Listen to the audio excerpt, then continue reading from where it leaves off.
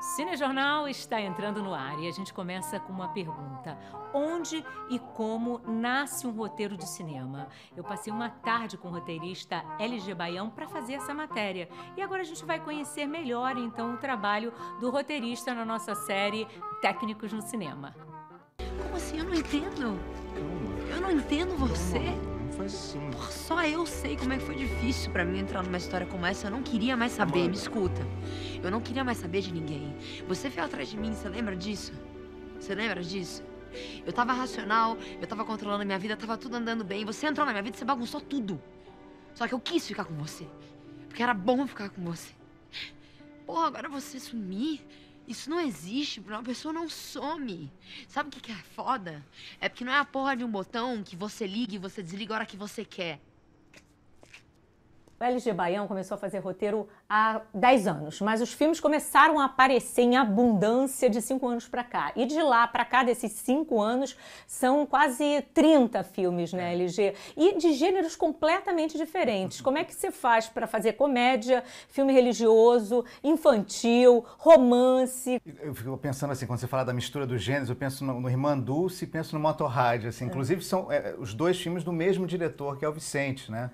E num é a história do anjo da Bahia e o outro são cabeças decepadas, né? Você tem que ter dentro um HDzinho com partições muito bem demarcadas, assim, para não misturar os universos. E é uma coisa engraçada, quando você está escrevendo o filme, você meio que vê as cenas e nunca fica idêntico, né? O que ficou mais próximo foi o Motorrad.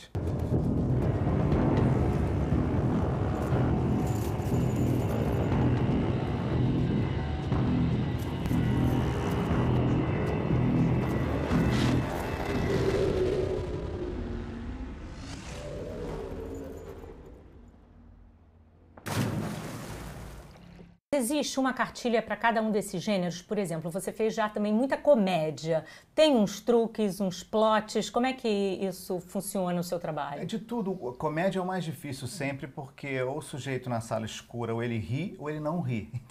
Então é saber entender o tempo da piada, contar. Isso todos os gêneros têm em comum. A estrutura tem que ser sólida e a história tem que ter um personagem que o espectador possa se identificar. Mas quando você faz uma comédia, você tem que rir muito no processo. Não necessariamente o cara que está na tela está rindo também. Pelo contrário, quanto mais ele se dá mal, mais você ri. Então, entendendo comédia, você consegue passear nesse tipo de gênero. É o mais difícil. Hoje eu tive uma visão. Bufo, visão daquelas, Aloysio? E foi uma visão premonitória. Aquela coisa molhadinha de fiar no... Não. Ali é supositório. Premonitório é quando o caba sabe antes de saber o que um dia ele vai saber, que ele não sabia que ele ia saber. Como diz o Fu Manchu, é o fraco.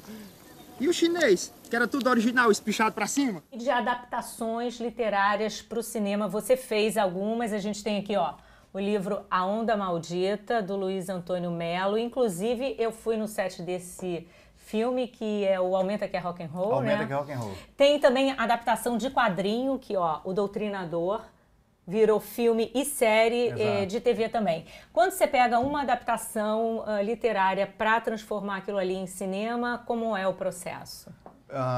Gostando muito do material, entendendo que existe uma história ali dentro. Geralmente tem várias histórias. Num livro, geralmente tem vários filmes. Então, entender dentro do livro qual é a história que fica mais visualmente convidativa para o cara que está pagando o ingresso para assistir. No caso do A Onda Maldita, como é que foi isso? Como é que aconteceu?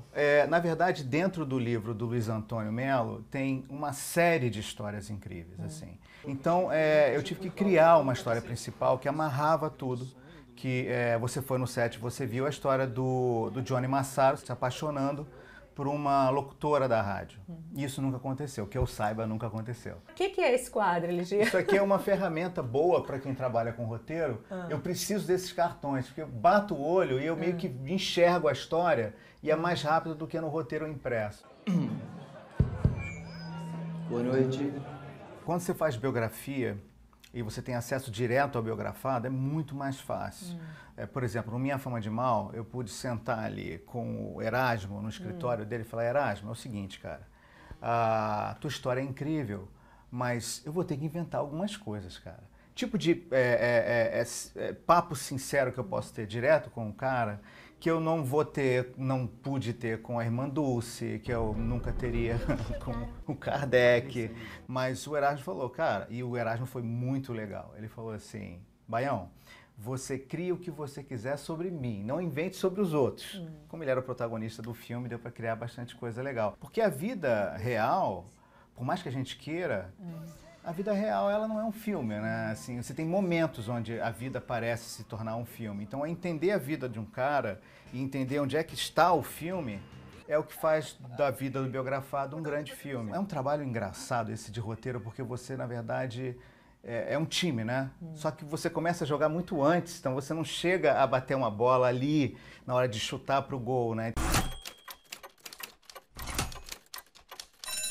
Agora a gente vai embora, porque ele trabalha sozinho, né? O que você achou dessa visita, essa invasão que não está nem acostumado? Não, é um dia diferente no escritório. Maravilha. Então vamos trabalhar. Obrigada, LG. Eu que agradeço.